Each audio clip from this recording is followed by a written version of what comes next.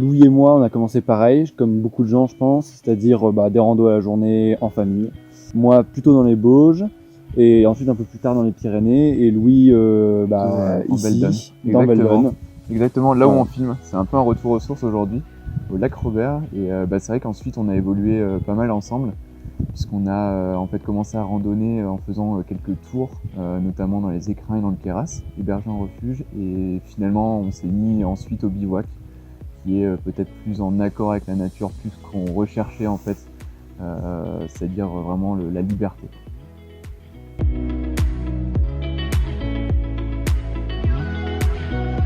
Alors moi, ça va être surtout avoir l'esprit clair, mais pas focalisé sur le chemin et sur la randonnée. Vraiment, les moments qui me servent beaucoup, c'est quand je réfléchis, c'est vraiment l'esprit vidé pour pouvoir réfléchir à plein de choses. On a toute la journée pour réfléchir.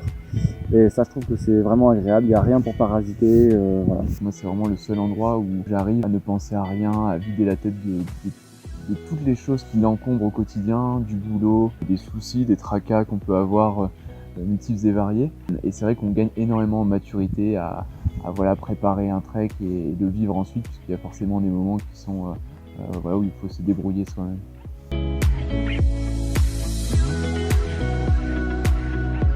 Alors pour ma part, en fait, il y a 3 vraies étapes dans une randonnée. Et c'est vraiment ces 3 étapes qui vont m'apporter énormément. La première, ça va être la préparation en termes d'organisation. C'est quelque chose que j'aime faire. Ensuite, il y a la randonnée en elle-même qui est très agréable une fois qu'on l'a bien préparée. Et puis ensuite, il y a aussi la passion liée à la photographie, à la vidéographie. Et justement, cette passion qui vient après la randonnée, c'est aussi une 3e étape qui est très intéressante à vivre. Ouais. Et pour moi, le gain de maturité, se sentir grandir, c'est quand même une expérience pas commune. Donc, et c'était pendant les randonnées, voilà, la réflexion.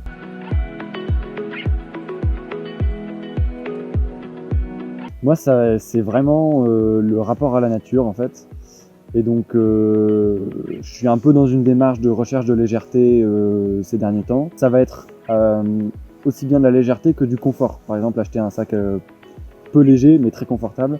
Mon objectif, c'est vraiment de ne pas sentir en fait le portage, la randonnée, le matériel pour être dans l'environnement, ouvert à l'environnement, profiter. Ma vision de la rando, c'est vraiment d'aller chercher des moments exceptionnels, typiquement les levées de soleil, les couchers de soleil qu'on peut voir sur cette chaîne, les immortaliser en fait via la vidéo, la photo. C'est quelque chose qui me plaît énormément, tant au niveau des souvenirs qu'au niveau partage en fait avec la famille, avec les amis, et puis avec vous aussi, avec notre public.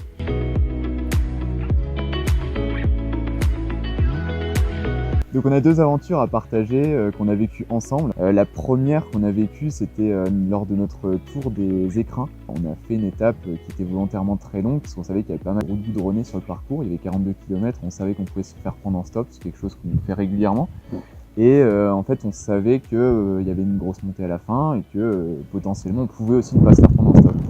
Et donc on est parti très tôt le matin, on est arrivé le soir au moment de cette dernière montée. Et là malheureusement pas de voiture, c'est ce qui suit qui est incroyable parce qu'on est arrivé du coup finalement en haut à 17h30. Et puis en fait c'était une ambiance indescriptible, il faisait magnifique. On nous a offert une douche avec la vue face à la montagne, ce qui était quand même incroyable.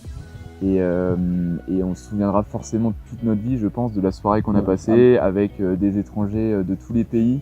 Avec une fondue savoyarde incroyable. La meilleure soirée et nuit en refuge qu'on ait passé en tout cas. Ouais, c'était exceptionnel. Et la deuxième aventure, qui la surclasse c'est sûr cette journée, mais c'est compréhensible. C'était non pas pendant le tour des écrins, mais pendant le tour du Queyras. Certains d'entre vous connaissent peut-être, on avait passé la nuit au refuge Aniel et on avait prévu de partir le lendemain pendant la nuit pour arriver au lever du soleil en haut du Pain de Sucre, donc qui a un sommet à un peu plus de 3000 mètres. C'est ça, 3200 mètres. Ouais. 3200 mètres. C'est ça, ouais. Et donc on a fait à 3h30, on s'est levé et on a fait l'ascension de nuit avec un ciel clair magnifique où on voyait toutes les étoiles à la frontale, c'était exceptionnel. On est arrivé en haut juste avec le soleil naissant, enfin, c'était vraiment, il faisait presque nuit, on a eu toutes les phases du lever de soleil. En altitude, on dominait tout, c'était magnifique, on avait l'impression presque d'être dans l'espace, c'était un autre monde. Un moment vraiment privilégié.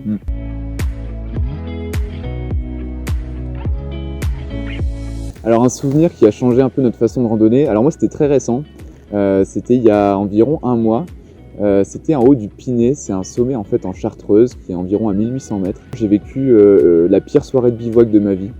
Clairement, je pense que je peux appeler ça comme ça. J'étais dans la brume totale, on voyait pas à 10 mètres. J'étais tout seul, perdu, pas d'eau et beaucoup de vent.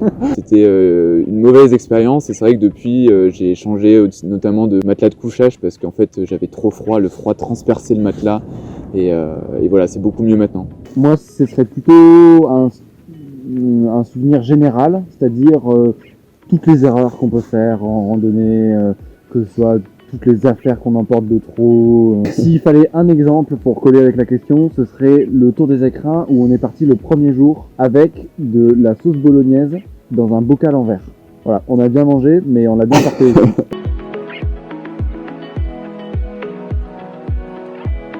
La réponse va être très courte, nous c'est solitaire avec des gens qui partagent la même passion.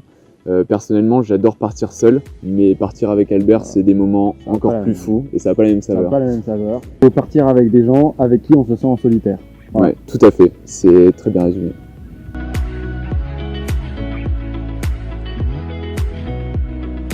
Alors moi, ça va être tous les moments où on randonne pas en fait. C'est-à-dire toutes les pauses au soleil avec une magnifique vue où on mange. En fait, l'effort sublime tous les instants qu'on vit, donc à chaque fois qu'on s'arrête et où on a vraiment le temps de se poser, d'en prendre plein les yeux et d'apprécier toute la nourriture même quand elle est pas bonne. Moi, c'est tous ces petits moments-là. Alors moi, c'est des moments qu'on mérite entre guillemets. C'est le lever du soleil, le coucher du soleil et les moments en fait, où on rentre dans la tente une fois qu'on a posé le bivouac. Ça, c'est mes moments préférés. Et puis aussi, bien sûr, la nourriture, le moment où on mange en fin de journée.